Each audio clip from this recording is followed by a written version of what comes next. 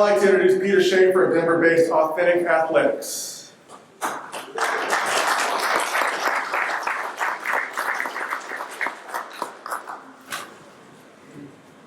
Thank you. Usually this is when all the scouts leave, so it's pretty cool they're staying. So I'm here to introduce Brandon Parker, who's going to put a close friend of mine, Jack Mills. He'll give the Eugene Parker Award. We sort of consider this to be the Agent Hall of Fame. We haven't got enough money yet to get the gold jacket. But Jack here, when I was starting out, I called up Jack Mills and said, Jack, I want to be an agent. And he took my call, all right? And he had time for me, told me what it takes, told me that the agents are an important part of the industry and the commerce of the National Football League. But more importantly, as we see how agents are now cannibalizing our business, Jack did everything the right way.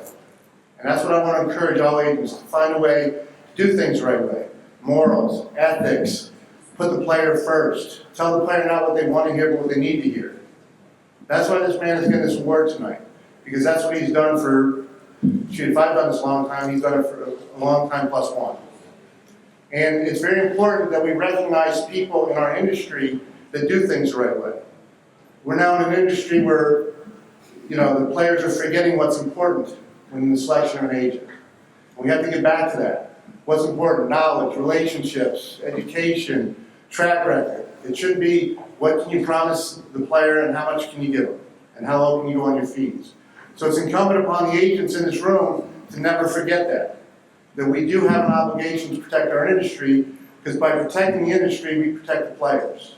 If we protect the players, the scouts will have, you got to understand, if the players are understanding that they aren't enabled and they have self-awareness, you're going to get better players in this league.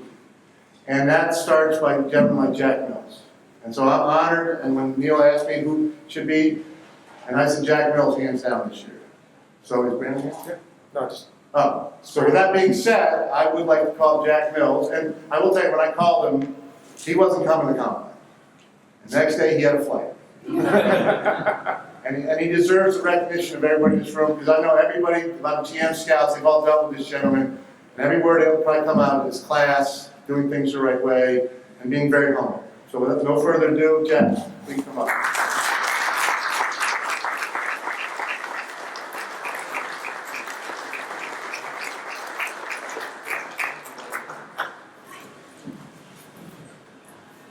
Thank you very much, Peter.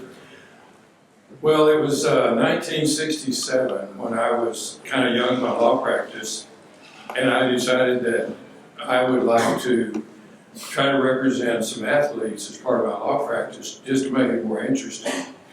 And this was back in a time when, there were very few agents, because there was very little money being made by players back in the late 60s.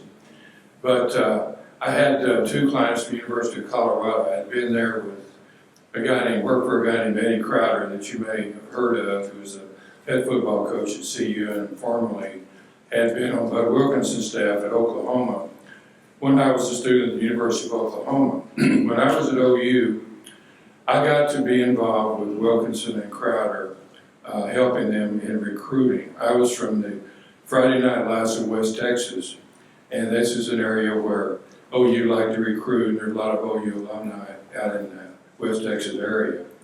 And so that got me started as far as being involved with football players. I didn't actually play at OU, but I'd been a pretty good player in Texas, but I wasn't good enough. When they were winning 40 straight games, they had better players than me. But anyway, Crowder and Wilkinson kind of got me started.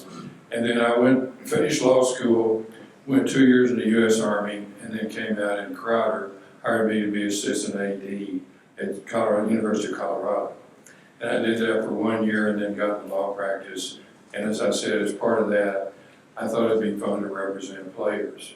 Just to give you an example, in the year 1970, I had 4 first-round picks, 3 from OU, Steve Owens, Steve Zabel, Jimmy Files, and I had Bobby Anderson from the University of Colorado. All the starting salaries were $25,000. So you can tell you could make a living representing these guys, even first rounders. But it was something I really enjoyed doing, and I have to say that over the 55 years that I've been in the business, the most rewarding thing, and students ask me about this a lot, what's the most rewarding part of your job? It's the relationships that I was able to make in the business. And people who I represented became, in many cases, my lifetime friends. So I think in looking back, I couldn't have done anything that would give me more satisfaction. Like a lot of the players I represented, I kind of missed the big money times, but we're still in the business. My son Tom has been with me for almost 30 years, and we have Baker Mayfield as one of our clients, so we're still kicking and enjoying what we're doing. Jeremiah mentioned George Young. When I first started out, frankly, guys, there was no information. There was very little help as far as representing the players. There was no help from the union. A guy named Ed Garvey ran our union, and he didn't like agents. He wanted to get rid of us. He wanted the union to become a big law firm and represent the players. And there was no sharing of information. There was so much misinformation about what players were making. So the only way we could find out was to try to rely on our friends in the business. And frankly, the general managers would ask us what players are making. There was no sharing of information on their level either. So people like Gil Brandt and George Young and Bobby Bethard, Randy Mueller, these guys all helped me along the way to learn the business and to become better at what I did. So I'd say George, some of these guys are not with us anymore, but George Young was just a great friend and a great example of what a general manager should be, a guy that cared about the players and wanted to see them treated fairly. So he was very helpful to the agents. But this is a great honor. I really appreciate it. It's nice to be more kind of a peer type award, and I appreciate, Peter, what you did to make this happen. And thank you very much. And best of luck to you.